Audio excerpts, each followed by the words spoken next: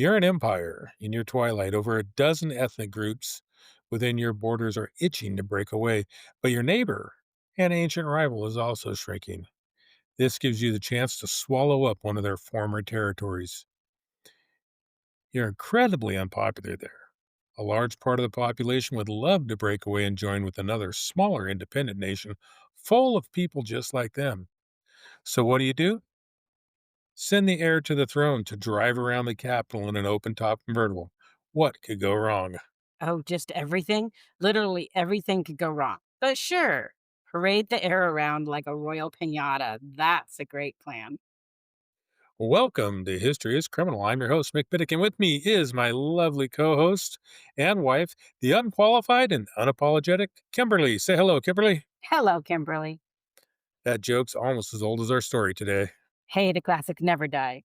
He's the one with the facts. I'm the one with the sass and the microphone. I don't love history, but I do love judging dead people. Let's get into the dirty past. Hey, well, moving on.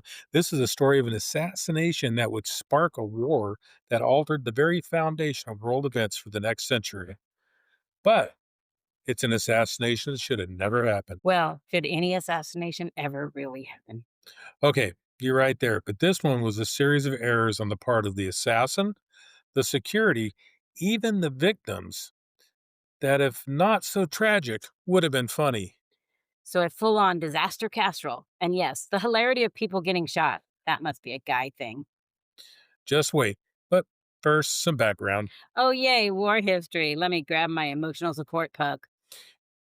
Your emotional support pug is running around the room tearing stuff up right now. Yes, he is. The Austro-Hungarian Empire and the Ottoman Empire had fought on and off for control of Southeast Europe for centuries. That area between the Black Sea and the Aegean, Greece to Slovakia, it was the gateway between Europe and Asia.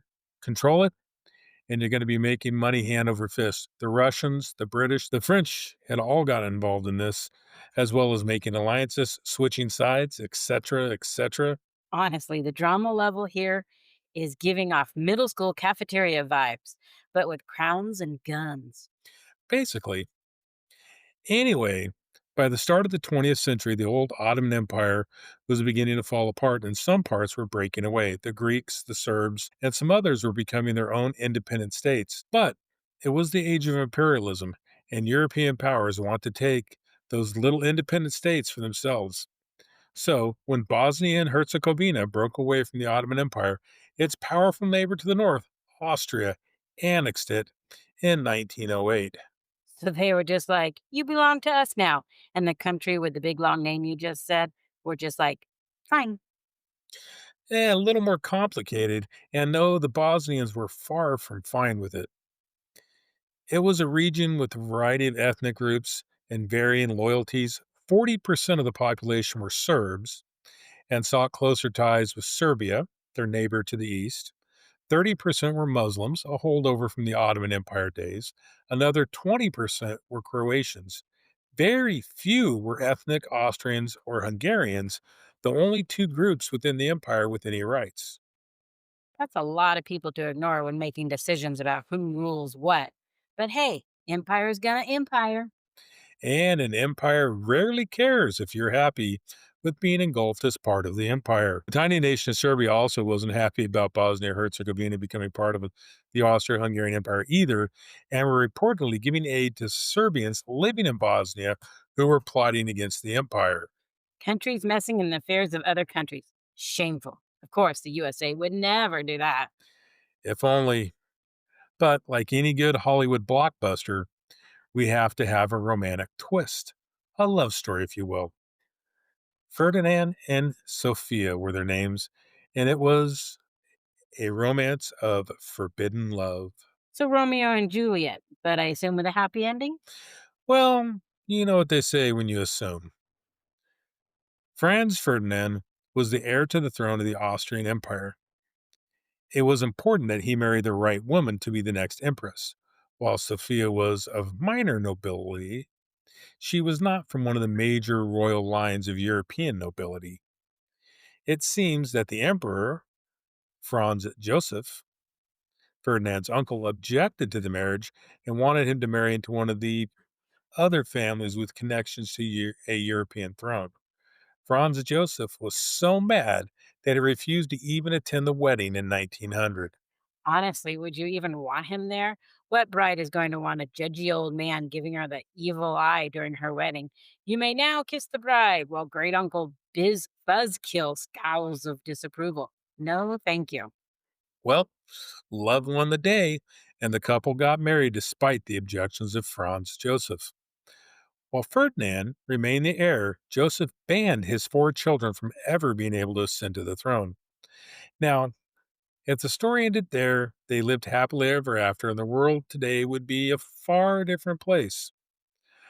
But part of Ferdinand's job as heir to the empire was to be the head of the army. This meant that he had to travel across the empire, review troops, wave to crowds, you know, just generally do the whole royal thing. Not the toughest job in the world. I wave, I nod, I don't get shot. Well, that last part's optional, I guess. No, not hard at all. And he got to wear a fancy uniform and to have people throw lavish dinner parties and balls in his honor. You know, all the things you deserve. Yes, I deserve all that. I'm talking about the heir for having the intelligence, courage, and skill to be born to the correct woman in the correct order. Nothing quite like birth order to decide the governance for a country. Now, for Sophia, there were some things she had to put up with.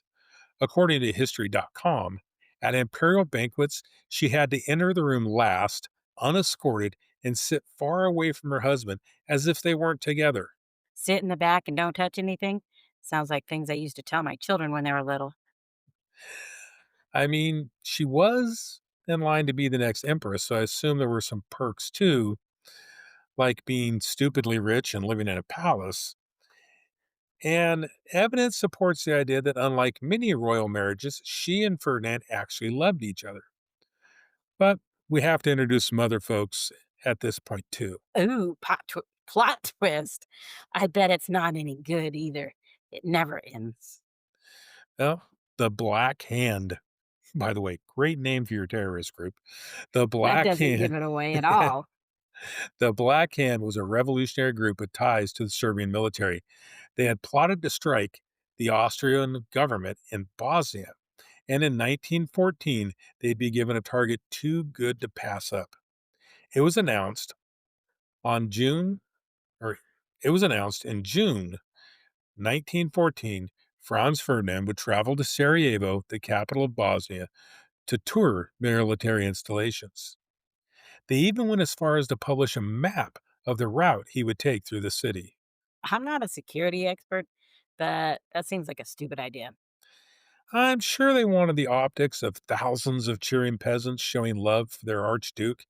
I mean, it's not like in a democracy we would ever do something just to feed the ego of our elected leaders. Of course not. We're too mature for that massive waste of resources and money. We would never throw a big parade for such a stupid reason. Anyways, armed with this information, a group of young radicalized Bosnians of Serbian descent started to plot the assassination of Ferdinand. In May, now these are Serbian names, so bear with me for a second.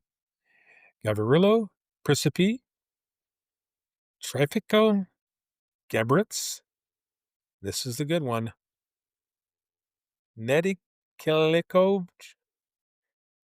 Kabr- Kabranovic. Kabranovic. That's how I would pronounce it. Yeah, I think that's pretty close. Kabranovic traveled to Belgrade, the capital of Serbia, where members of the Black Hand gave them 6 handheld bombs, 4 semi automatic pistols. So, like, they literally just got a terrorist starter kit. That's lovely.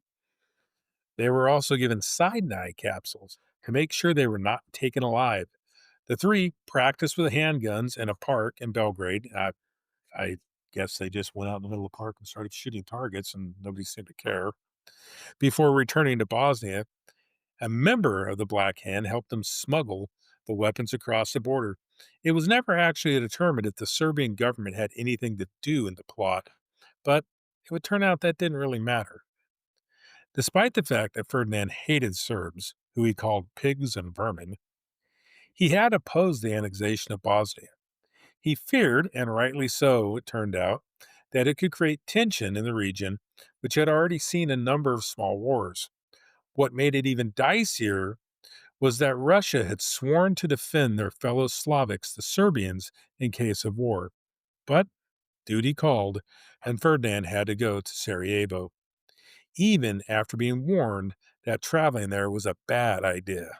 So he was literally told not to go, and he did it anyway. This is truly a guy thing. I bet he also didn't even ask for directions.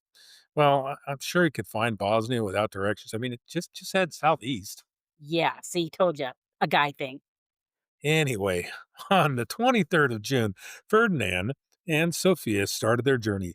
Things started off poorly. The axle on their car overheated, causing them to break down right at the beginning of the journey. Ferdinand joked, "Our journey starts with an extreme, promising omen. Here our car burns, down there they will throw bombs at us." If he had known how right he was, he would have stayed home. For the first 3 days in Sarajevo, Ferdinand attended military exercises, while Sophia visited schools and orphanages. They even went to an outdoor bazaar where they were greeted warmly by the crowd. In that crowd was the 19-year-old Principe, but for now, he just watched. By the 28th of June, their time in Sarajevo was just about up. There were only a few small events left to do. That morning, Ferdinand telegraphed his eldest son to congratulate him on his latest exam scores.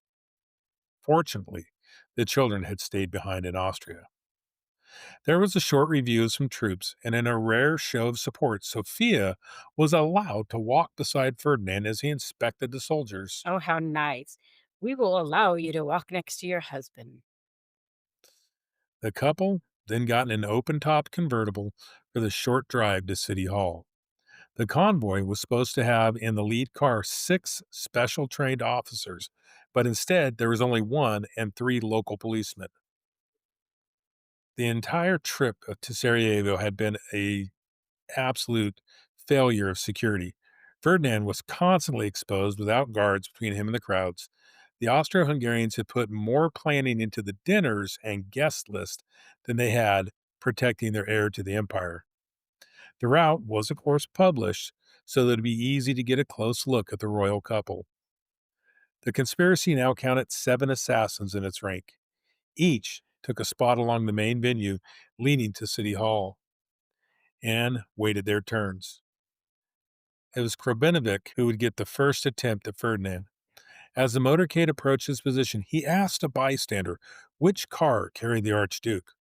When Ferdinand's car was pointed out, Gabrinovic stepped from the curb and tossed one of the handmade bombs at the car. But he apparently didn't have too much practice trying to throw things at moving targets. They couldn't spring for bomb throwing lessons. So, cyanide capsule time? Well, the bomb hit the folded down roof of the car, bounced off. It exploded under the trailing car behind the royal couple, injuring 2 army officers and sending shrapnel into the watching crowd. Instead of making use of a cyanide capsule, though, that had been given him by the Black Hand, he leapt from the road to the river below, only to find that in June, the river was running low. So, not drowned, but injured, he was quickly captured by police. As he was being hauled away, he yelled, "I am a Serbian hero," either unaware of his failure or just plain dumb. It's also been said that other would be assassins had the chance to make an attempt on the Archduke, but either lost their nerve or had equipment issues. Now, with an attempted assassination, it would seem the smart thing to do would be to get Ferdinand and Sophia out of harm's way, speed them through town, get them on the first train back to Austria. But no, they continued on to City Hall. Oh, yes, by all means, continue the awkward royal field trip of doom. What's the worst that could happen? Again. After the reception at City Hall, the royal couple insisted that they go to the hospital so they could see the injured officers. So at least they were, showing a little compassion for those people who got blown up instead of them. That was nice. The motorcade then headed back down the same road on which the assassination had taken place. Wait, wait, wait, wait. They went back down the same street. Why not just throw confetti and yell, "We're still here"? Aim better. Now, however, they were speeding this time to avoid any other bombs being thrown at them. However, in their rush and confusion, the lead car turned down the wrong street and came to a stop with the rest of the procession stacking up behind them. Boom. Still didn't ask for directions. My point is proven. Now, one version goes that the young Principe was depressed that he had not made an attempt on the life of the Archduke and stepped into a shop for a quick drink and a sandwich. A sandwich? Oh, I failed to assassinate someone. Guess I'll grab a hoagie. And in a twist of fate that would forever change the history of the world, he stepped out of the shop to see the Archduke's car stopped directly in front of him. Others give Principe a little more credit, saying he'd actually chosen that spot. Even so, the fates had to align just right because at that moment, Ferdinand's driver stalled the car, attempting to turn it around. I mean, at this point, if you scripted it, no one would believe it. Too coincidental. The fates really woke up that day and chose chaos. The 19-year-old then stepped on the car's running board and fired two shots. One pierced Ferdinand's neck, the second struck Sophia in the abdomen. Witnesses heard Ferdinand say, "Sophia, Sophia, don't die. Stay alive for our children." Don't die. Stay alive for our children. Not just stay alive or I love you. Well, the whole point of having a wife in the first place was to produce heirs for the throne. So, Yeah, I guess it was back then. yeah. The driver was able to get the car started and rush to the hospital, but it was too late. Sophia bled out en route, and Ferdinand died shortly after arrival. Principe, however, stepped back from the car, placed the pistol to his head, only to have the gun misfire. Of course.